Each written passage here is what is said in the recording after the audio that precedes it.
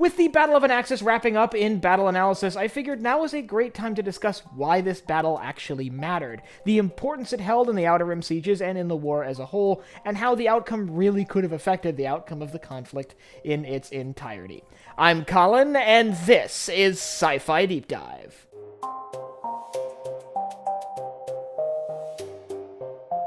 Remember, if you enjoyed this video, to head down below and hit that subscribe button. So the Battle of Anaxes changed significantly between canon and legends, and the importance of the battle shifted as well, with an emphasis on its importance in legends much more than its importance in canon, so I figured it's a great opportunity to discuss why it still matters in canon, and even though it's very different from its legend story, it still had a huge impact on the outcome of the war. Let's start by discussing its legend story, though, for some level of comparison. In Legends, the Battle of Anaxes represents the last major Separatist offensive into the core of the galaxy, not including the Battle of Coruscant, which was more of a Hail Mary assault. In the Battle of Anaxes, in Legends, Separatist forces were besieging a major Republic military world that was seen as sort of a military stronghold, sort of like Reach if you're familiar with Halo lore, and the Separatist assault being repelled marked the sort of major turning point in the Clone Wars as a whole, leading to massive Republic offensives that would ultimately culminate in the Outer Rim sieges.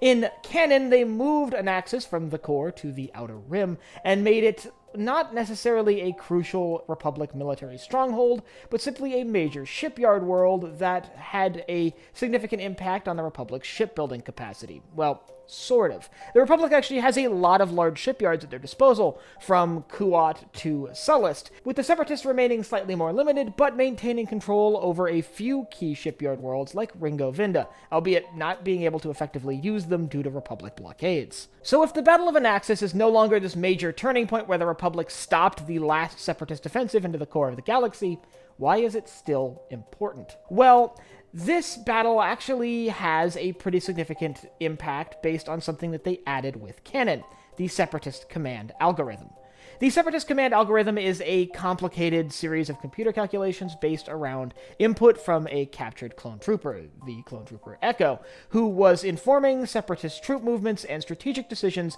based on his knowledge on Republic troop sort of organizations and procedures. Now, albeit this is all against his will, he's basically plugged into this computer and unconscious. Either way, this command algorithm allowed Separatist forces to very accurately predict Republic troop movements and counter them before they're even carried out. This led to a string of Separatist victories in small-scale engagements on Anaxis, and appeared to be leading towards a Separatist victory on Anaxis, meaning that this algorithm was effective when it was deployed, and you could look at the Battle of Anaxis as almost a beta test. The Separatists were rolling out this new algorithm that we don't see evidence that was used anywhere else in the galaxy, and they were likely keeping a close eye on how Separatist forces performed on Anaxis as to sort of inform whether they should employ this algorithm and this procedure elsewhere in the galaxy, which could have resulted in a significant turn in the conflict. After all, this algorithm, this system, was designed to counter Republic troop movements and appeared to be pretty effective at it. But during the course of the Battle of Anaxis and the Battle of Skako Minor,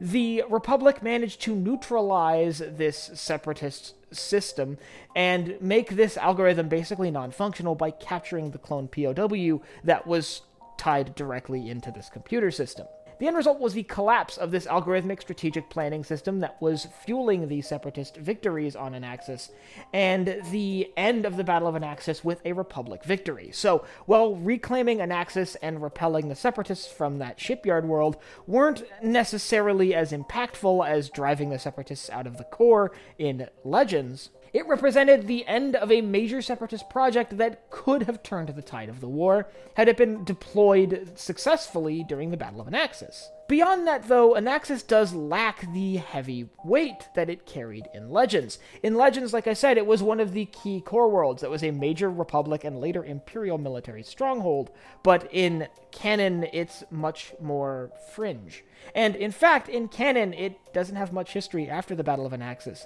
as sometime shortly after the end of the war, the planet itself is destroyed. But if you'd like to learn about some of the key differences when it comes to Anaxis in between canon and Legends, I'll leave a link up here to my video breaking down the differences between the canon and legend stories of this planet. And I'd like you to let me know down in the comments whether you think the Battle of Anaxes really is that important when we consider the Separatist command algorithm, or do you think it's still just another battle in the Outer Rim sieges like Megiddo or the ongoing battle on Felucia? And if you have anything else you'd like to see me cover in Star Wars, you can let me know down below in the comments. Last but not least, if you enjoyed this video, head down below, hit the like button, the subscribe button, and the bell icon so you get notified when I upload new videos. So for Sci-Fi Deep Dive, I'm Colin, and I will see you next time.